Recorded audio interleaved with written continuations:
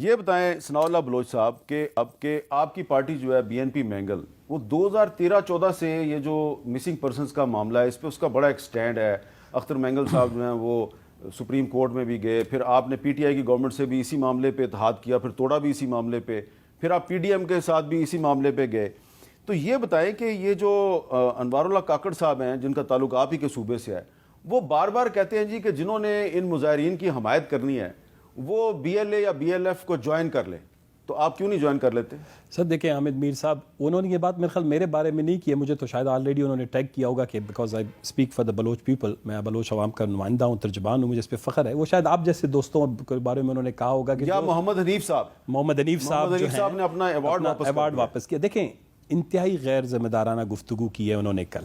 ایک تو بات یہ ہے کہ بلوچستان کے مسئلے اور تنازع کو سمجھنا چاہیے. یہ جو لاپتہ افراد کا مسئلہ ہے یہ بلوچستان کے اوور ہال پولیٹیکل کرائسس جو کنفلکٹ چل رہا ہے اس کا کانسیکوینسز ہے, اس کا نتیجہ ہے.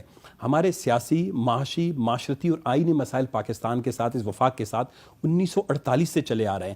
اسی پروگرام میں اس وقت جب میرے خیال میں آج سے 20 سال پہلے بھی 2002 اور 2003 میں بھی بیٹھ کے یہی بات کرتے تھے, اس وقت مسنگ پرسن کا ایشو اتنا ہائی لائٹ نہیں تھا. جب بلوچستان کے اندر بلوچستان کے آئینی, معاشی اور معاشرتی حقوق جو ہیں وہ سلب کر لیے گئے تو لوگ جب اس کے لیے جدوجہد کے لیے نکل گئے, احتجاج کے لیے نکل گئے, تو پھر لوگ لاپتہ ہونا شروع ہوئے, ٹارچر ہونا شروع ہوئے, قتل عام شروع ہوئی. اس کے رد عمل میں بلوچ نوجوانوں نے بھی ہتھیار اٹھا لیے.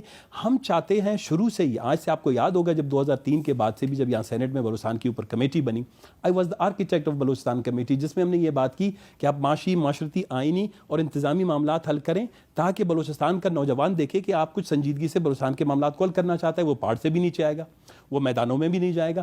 لیکن 20 سال سے یہ جو انوار الحق صاحب ہیں یہ آؤٹ کم ہے, یہ اس وقت نہیں تھے پالیٹکس اور یہ الیکشن لڑتے ہیں, الیکشن ہار جاتے ہیں. سر یہ مائنڈ سیٹ ان کو بلوچستان میں سے کبھی ان کو الیکٹ نہیں کیا گیا. دیکھیں میں آپ کو یہ بتاؤں, دیکھیں ان کا جو رویہ ہے, ان کی جو سوچ ہے وہ بہت ہی بائسڈ ہے, وہ متسبانہ ہے. ایک وزیر اعظم کو کم از کم ان کا انڈیویجولی مجھے پتہ ہے کہ ان کا ایک اوپینین ہے, لیکن جب وہ اتنے اہم منصب پہ تشریف فرما رہے ہوتے ہیں, 3 باتیں انہوں نے جب کل کی ہیں. نمبر 1 یہ کہ آپ بلوچوں کو تانا دیں کہ جی بنگلہ دیش والے 9 مہینے میں آزاد ہو گئے, لہذا آپ 20 سال سے لڑ رہے ہیں, لڑنے دیں ان کو. دوسری بات اس نے جو کی بلوچ اور پنجابیوں میں تفرقہ پیدا کرنے کے لیے کہ کتے, خرگوش اور پنجابی جو ہے ان کے حوالے سے قانون سازی بنائے کہ ان کو ہر کوئی مارنا شروع کر دے.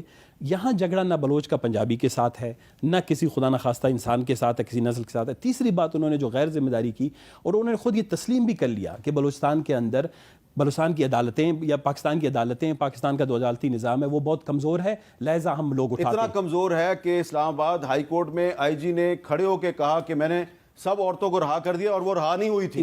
یہ چارج شیٹ پرائم منسٹر خود اپنی پاکستان کی حکومت اور ریاست کے خلاف بنا رہا ہے. اس کی آگے چلیں. میں اب اس پہ سر تھوڑا سا سر لمبا نہ بولیں, لمبا نہیں, اس پہ میں یہ صرف کہنا چاہوں گا, مجھے پتا نا یہ آپ کا سبجیکٹ ہے, بہت لمبا بولیں. اس میں جو ہماری مائیں بہنیں, جب بلوچستان سے کوئی سیاسی جماعت ان کے ساتھ اس لیے نہیں آیا کہ یہ وہ ماؤں بہنوں کی چیخ پکار, آنسو, تکلیف تھے. ہم نے کہا دیکھ لی پوری دنیا. ہم جب بات کرتے تھے 2012-13 میں سردار اختر مینگل کی قیادت میں سپریم کورٹ میں جسٹس فہد چودھری صاحب نے یہ معاملہ ٹیک اپ کر لیا, پھر سردار اختر مینگل صاحب ریسنٹلی کمیشن کے چیئرمین بھی بنے. ہم ہر وقت اس پہ بات کرتے رہے.